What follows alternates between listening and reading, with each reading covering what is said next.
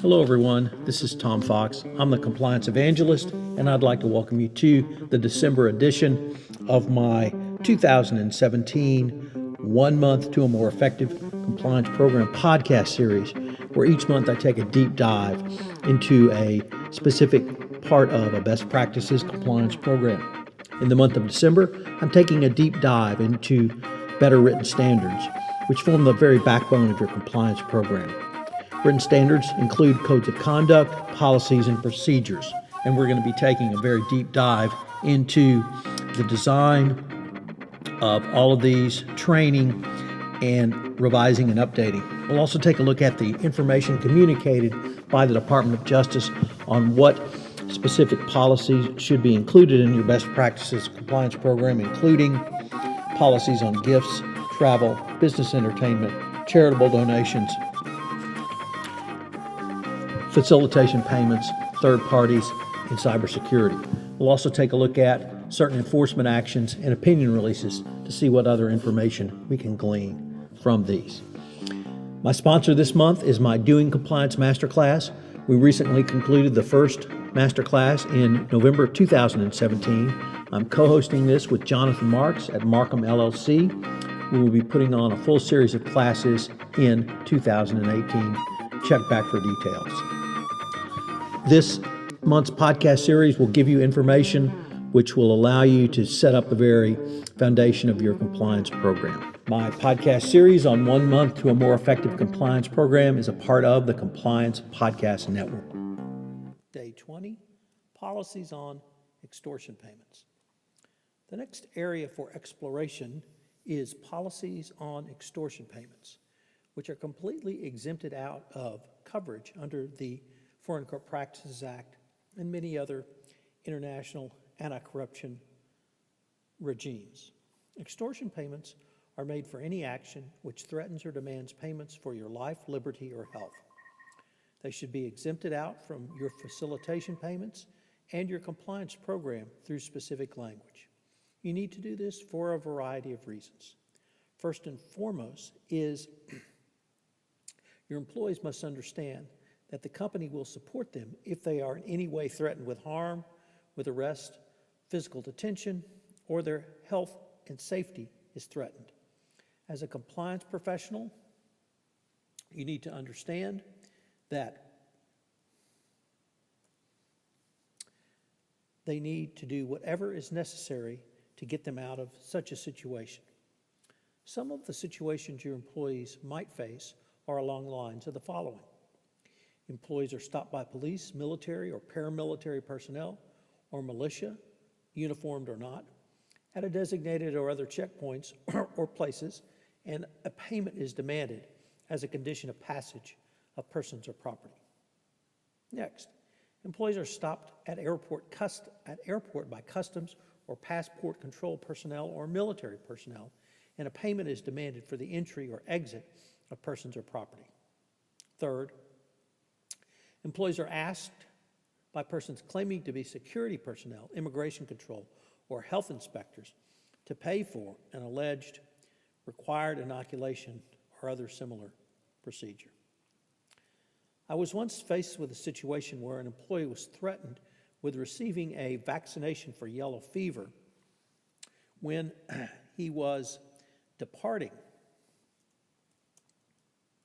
a West African country. The employee paid some $85 to get out of that situation.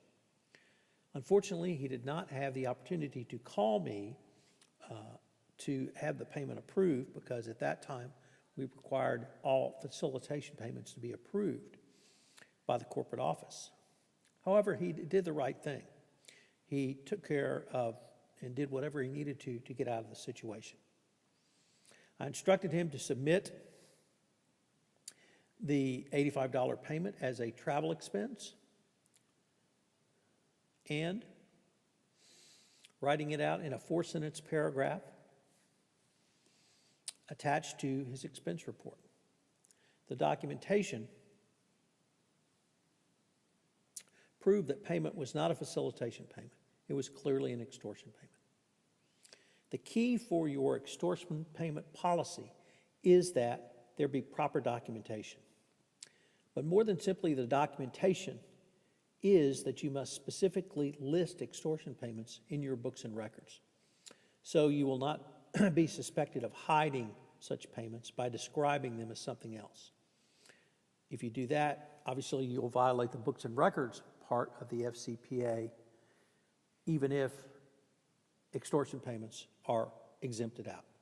It may sound counterintuitive, but you must absolutely record correctly your payments, whether they be extortion payments, facilitation, or other. The key is you need to train your employees specifically on the actions to take. In your policy, state that if there is a threat to health, safety, or liberty, it is not a facilitation payment, but an extortion payment. Make sure that they understand what their rights are and what their obligations are to report it when they come back to the corporate office or wherever their office may be. As always, and always, remember, an extortion payment is not an FCPA violation. So what are today's 3 key takeaways? Number 1, extortion payments are not illegal under the FCPA, yet they must be properly recorded. 2, was the action truly an extortion or some other type of situation? So if someone puts a gun in your face, threatens to take you to jail, or threatens to give you an inoculation, that might be one type of situation. However, if someone simply says that your passport is not in order and directs you to wait for some period of time, that might not be covered. And finally, number 3, always remember to document your extortion payments, both the financial components for your books and records, but also a description of the underlying events. So if the regulators ever come knocking, you'll be able to demonstrate that you have had a policy and procedures in compliance with the FCPA and that you followed that. This is Tom Fox. I hope you have enjoyed day 20 of 1 month to better written standards, and I hope you'll join me tomorrow for our final episode in this month of December and for the year in 2017, day 21. This is Tom Fox again. Thank you for listening to this episode of 1 month to better written standards in a compliance program. I hope you'll join me tomorrow for another episode. If you have listened to this podcast on iTunes, I would ask that you would rate our podcast, as it would help in our rankings and also help get the word out about the only daily podcast which will give you a hint or tip to improve your compliance program. Also, if you have any questions, you can email me at tfox@tfoxlaw.com. This is Tom Fox. Thank you again for listening. I hope you'll join me tomorrow. My podcast series of 1 month to a better compliance program is a part of the Compliance Podcast Network.